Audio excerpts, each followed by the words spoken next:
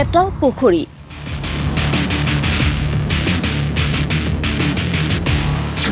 এখন গাঁও এখন এজাহাৰ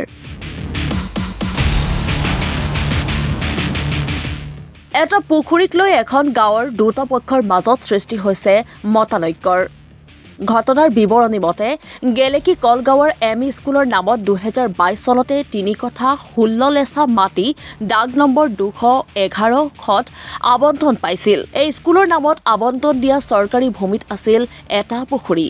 এই পুখুৰীটো বৰ্তমান বিদ্যালয়খনৰ পৰিচালনা সমিতিয়ে ৰাইজৰ লগত আলোচনা কৰি পুতি পেলোৱাৰ সিদ্ধান্ত লৈ কাম আৰম্ভ কৰিছিল কিন্তু ইয়াতেই বৰ্তমান সৃষ্টি হৈছে একাংশ ৰাইজৰ মাজত মতানৈক্যৰ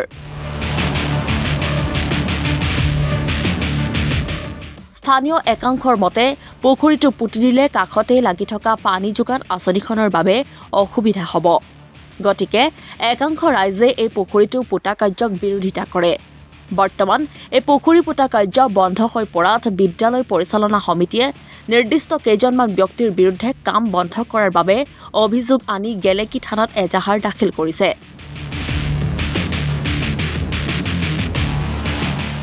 মোহাম্মদ আফতাবুৰ ৰহমান মই স্কুলৰ প্ৰেচিডেণ্ট হওঁ কোনখন স্কুলৰ কলগাঁও এমই মাদ্ৰাছা স্কুলৰ চাই কথাখিনি আপোনাক গোটেইখিনি অৱগত কৰিলে তথাপিও যোৱাকালি মানে আকৌ মিটিং এখন হৈছে তেওঁলোকৰ মানে পানীৰ কাৰণেহে মিটিং হৈছিল আমাৰ স্কুলটোৰ লগত কোনো পানী জড়িত নহয় তেওঁলোকে ভাবিছে যে আমি পুখুৰীটো পুতিলে পানী কিবা অসুবিধা হ'ব কিন্তু একচুৱেলি তাত কোনো অসুবিধা হোৱাৰ কাৰণে নাই আমি দেখিছোঁ তাত মানে সৰু সৰু পাইপ দুডাল আছে যিডাল পাইপ এডাল পাইপ মানে যেতিয়া আমি পুখুৰীটো হেঁচি পেলাই তেওঁলোকক মাছ ধৰি দিবলৈ বিচাৰিছিলোঁ তেতিয়া চাইছিলোঁ এডাল পাইপ সম্পূৰ্ণ মানে সেইদিনাখনে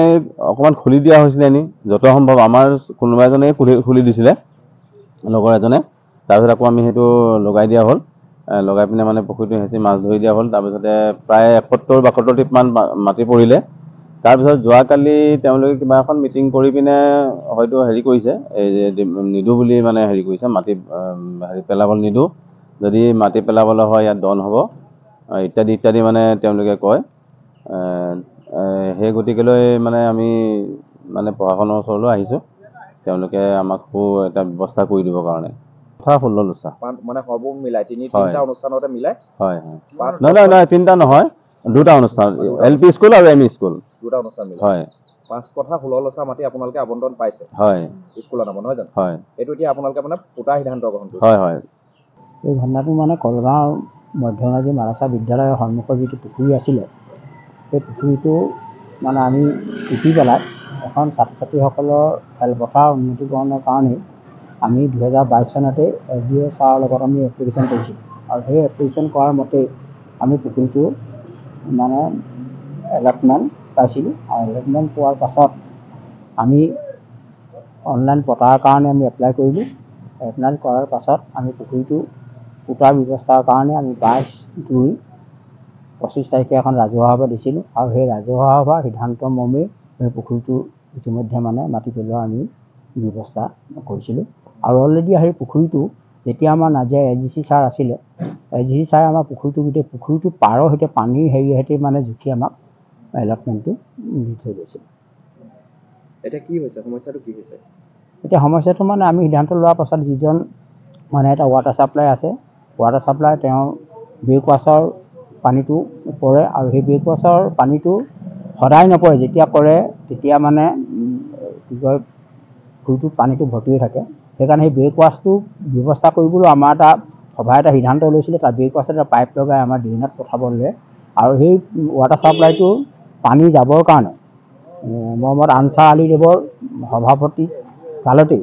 পঞ্চায়তৰ সভাপতি কালতে তেওঁ মাটি মালিকৰ লগত অনুমোদন জনাই এটা ড্ৰেইনৰ ব্যৱস্থা কৰিছিল আৰু সেই ড্ৰেইনটো বৰ্তমান মানে কি হৈছে অলপ বাম হৈ গৈছে আমি সেইকাৰণে আমি সিদ্ধান্ত হয় মানে ড্ৰেইনটো আমি এটা চফা কৰা এটা আমি সিদ্ধান্ত কৰি লৈছিলোঁ আৰু বৰ্তমান আমাৰ যিহেতু বাৰিষা ছিজন আহিছে বাৰিষা ছিজনৰ আগতে আমি কিন্তু মাটিটো পেলাবৰ কাৰণে আমি এটা ব্যৱস্থা কৰিছিলোঁ এইখিনি এইটো সময়ত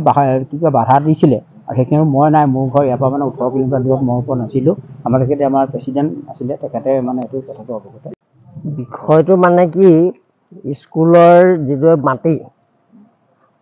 বসুন্ধৰা আঁচনিত মানে আবণ্টন বিচাৰিছিলে সেই আবণ্টন মৰ্মে সেইদিনাখন সাধাৰণ সভা এখন দিছিলে ৰাজহুৱা সভাত তেতিয়া সভাপতি মানে সমীপ বুঢ়াগোহাঁয়ে মানে প্ৰধান শিক্ষক স্কুলত তেওঁৱে কৈছিলে যে 3 কঠা 16 লোচা মাটি আমাক আবণ্টন দিছে গতিকে লৈ আমাৰ এতিয়া স্কুলৰ পুখুৰীটো পুতিবৰ কাৰণে আমি সিদ্ধান্ত ল'ব লাগে আৰু সেই মৰ্মে ময়ো ক'লোঁ যে এইটো এটা ঐতিহাসিক পুখুৰী এই পুখুৰীটো পুতাৰ আগতে আমি যিটো পানী ইয়াৰ পৰা অভাৰফ্ল' হৈ ৱাটাৰ ছাপ্লাই পানীটো তাত সোমায় সেই পানীটো আগতে ওলোৱাৰ ব্যৱস্থা এটা কৰিব লাগে কাৰণ মই পঞ্চায়তৰ সভাপতি হৈ থাকোঁতে তেতিয়া মই এবি ফাণ্ডৰ পৰা মানে এটা ফাণ্ড লৈ সেই নলাটো একদম তাত পেলোৱাৰ ব্যৱস্থা কৰি দিছিলোঁ ৰাইজৰ অভিযোগ মৰ্মে তাৰপিছতে আকৌ মানে তেতিয়া চিভিল এছডিঅ' আছিলে ৰাকেশ কুমাৰ তেতিয়া আমাৰ প্ৰধান শিক্ষক আছিলে হানুজালি ছাৰ আমি ৰাইজৰ এটা হেৰিয়ে লৈ গৈছিলোঁ যে পুখুৰীটো পুতাৰ সিদ্ধান্ত লৈ তেতিয়া তেখেতে মানে অনুমতি প্ৰদান নকৰিলে তেতিয়া ক'লে যে আপোনালোকে পুতিবলৈ হ'লেও 1 নল মাটি পুতিব পাৰিব আৰু সেই মৰ্মে 1 নল মাটি পুতা নহ'ল কিন্তু সেই অলপকৈ মাটি খহাই কিনাই সেই অনা হ'ল আৰু সেইটো পুতিবলৈ হ'লেও বহুত পইচাৰ দৰকাৰ গতিকে সেই পইচাটো ক'ৰ পৰা পাব সেইকাৰণে এইটো থাকি গ'ল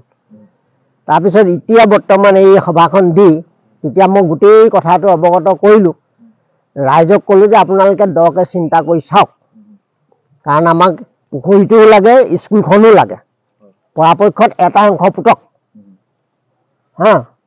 পুতি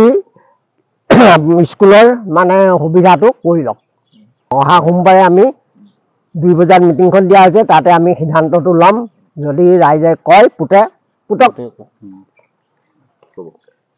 কোনোটো বাধা প্ৰদান কৰা নাই স্কুলৰ এটা পুখুৰীটো এটা অংশ পুতিলেই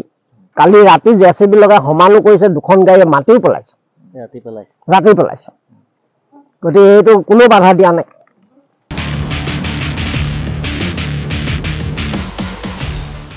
গেলেকীৰ পৰা ৱাহিদ আলীৰ ৰিপৰ্ট ৰিপাব্লিক এনি